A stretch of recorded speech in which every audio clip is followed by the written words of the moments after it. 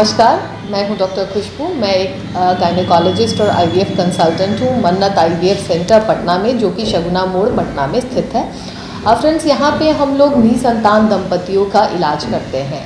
ऐसा नहीं कि हर मरीज़ को आईवीएफ किया जाता है। कोई भी मरीज़ जो कि कई सालों से प्रेगनेंसी के लिए कोशिश कर रहे हैं लेकिन सफल नहीं हो पा रहे हैं, बच्चा रुक नहीं रहा है, वैसे मरीज़ों की शुरुआती जांच और इलाज हम करते हैं। शुरुआती जांच में हम अंडे कैसे हैं, महिला की फैलोपियन ट्यूब्स जो गर्भाशय की नली है खुली है कि नहीं, पुरुषों में शुक्राणु सही है कि नहीं, गर्भाशय सही है कि नहीं, हार्मोन्स नॉर्मल है या नहीं, इन सारी चीज़ों की जांच करके पता करते हैं कि आखिर प्रॉब्लम किस में है, पत्नी में है या फिर पति में है या दोनों में ही कोई ऐसी इश्यूज़ हैं। और जो इश्यूज़ सामने आते हैं उन्हीं इश्यूज़ का ट्रीटमेंट किया जाता है। सालों से शादी का हो गया है, काफ़ी समय हो गया है वैसे दंपतियों को, या फिर फैलोपियन ट्यूब्स गर्भाशय की नली बंद है, अंडाशय में अंडे नहीं बन रहे हैं या अंडे समाप्त हो गए हैं, उम्र बहुत ज़्यादा हो गई है, या पुरुषों में शुक्राणु में बहुत ज़्यादा प्रॉब्लम है, वैसे मरीज़ों को ही हम आईवीएफ टेस्ट ट्यूब बेबी का सहारा लेने के लिए कहते हैं।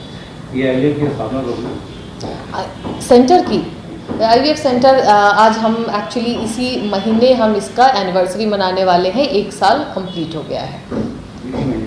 हाँ, दिसंबर 12 को। ये जो आईवीएफ की जो पद्धति चल रही है, ये शहर तक तो चलती है बट गांव तक नहीं जा पाती, इसके बारे में कुछ बताएं।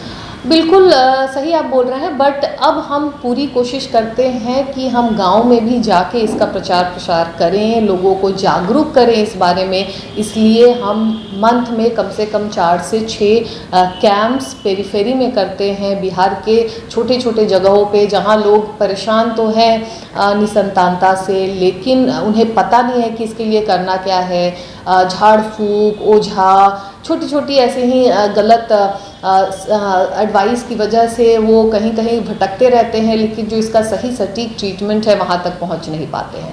इसलिए हम बिहार के छोटे छोटे एरियाज़ में जाके कैंप्स करते हैं, फ्री कैंप्स करते हैं, जहाँ हम मरीज़ों को इस बारे में जागरूक करते हैं, और जो भी लगता है कि ये ट्रीटमेंट करा सकते हैं वो हमारे पास पटना आकर ट्रीटमेंट कराते हैं। गरीबों के लिए क्या योजना? गरीबों के लिए हम लोग जितनी मदद हो सके यहाँ पर करते हैं, जितना डिस्काउंट हो सके हमारे आईवीएफ पैकेज में। अगर लगता है कई बार कि नहीं, इस पेशेंट के रिजल्ट्स बहुत अच्छे आएंगे, पेशेंट के पास उतने पैसे नहीं है ट्रीटमेंट के, तो हम अपनी तरफ से कई बार ट्रीटमेंट फ्री भी कर देते हैं। ट्रीटमेंट फ्री भी होता है कई बार, हमेशा नहीं कह सकते हैं क्योंकि ये प्राइवेट इंस्टीट्यूशन है, बट कई बार कोशिश करते हैं। ये अगर ऐसा लगता है कि पेशेंट सही में ज़रूरतमंद है तो हम कोशिश करते हैं कि ट्रीटमेंट फ्री में कर दें। आज लोगों के पास इसकी जागरूकता कम है, लोग इसके बारे में जानकारी नहीं ले पा रहे, तो इसको जागरूक करने के लिए एक उपाय होता है कैंपेन का, एक दूसरा उपाय होता है कि हम लोग शहर शहर में जा जाके लोगों को घर घर जाके समझाना। तो ये दोनों चीज़ पद्धति जो है, वो दोनों पद्धति कहाँ तक सफल अभी तक पहुँची? कैंपेन्स तो बहुत सफल होती है, इसमें कोई डाउट नहीं है, लेकिन घर घर जाकर थोड़ा समझाना मुश्किल है, क्योंकि ये अभी भी बहुत कॉमन प्रॉब्लम नहीं है। ये जितने भी मैरिड कपल हैं उन्हीं में ये प्रॉब्लम देखा जाता है, तो हर 10 में से 2 से 3 कपल को ये इशू होता है। तो घर घर जाके समझाना बहुत मुश्किल है, बट डिजिटल मीडिया, आजकल सोशल मीडिया बहुत ही एक्टिव है। ये हम पहुँचे ना पहुँचे, ये हर घर पहुँच चुका है। तो हम सोशल मीडिया के माध्यम से पूरी कोशिश करते हैं कि इस बारे में जानकारी दे सकें। मेरा खुद का यूट्यूब चैनल है डॉक्टर खुशबू गायनेकोलॉजिस्ट के नाम से, जिसके लगभग 1,20,000 के आसपास में सब्सक्राइबर हैं, जो मेनली बिहार के ही जनता है। तो इसी के माध्यम से मैं कोशिश करती हूँ कि ज़्यादा से ज़्यादा टॉपिक्स को कवर कर सकूँ, कि लोगों को जागरूकता इस बारे में हम बता सकें कि क्या क्या प्रॉब्लम्स हो सकती है जिसकी वजह से किसी को निसंतानता होती है, और उसके ट्रीटमेंट के बारे में भी पूरी जानकारी हम लोग डिजिटल मीडिया के माध्यम से देने की कोशिश करते हैं। बिहार का स्वास्थ्य अभी भी पूरी तरह से विकट है, इसके बारे में क्या कहना? पूरी तरीके से तो मैं नहीं कहूँगी, बिकॉज हम लोग सेवाएं दे रहे हैं, और हम आप कई बार अब आप जानकर बहुत खुशी होगी कि हमारे पास दिल्ली से पेशेंट आईवीएफ कराने आते हैं।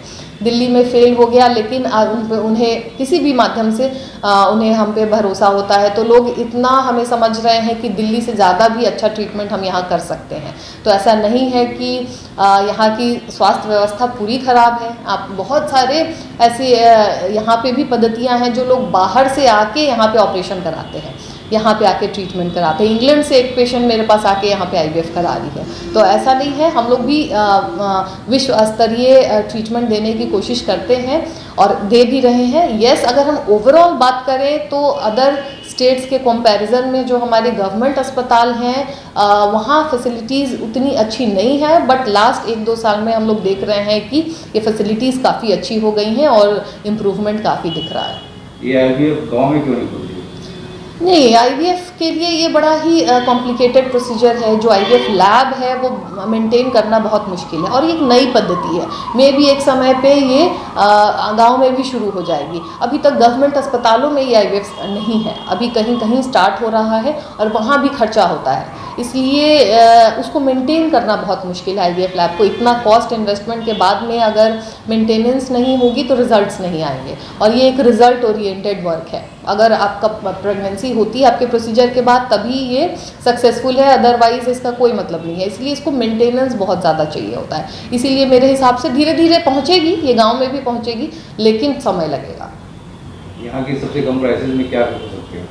हाँ, ये तो मुश्किल है बताना, बट ये हम पेशेंट देख के ही डिसाइड कर पाते हैं। लेकिन इतना मैं श्योर करती हूँ कि ज़्यादा से ज़्यादा हम पेशेंट्स को मदद करने की कोशिश करते हैं। आम आदमी के लिए IVF है क्या? बिल्कुल बिल्कुल।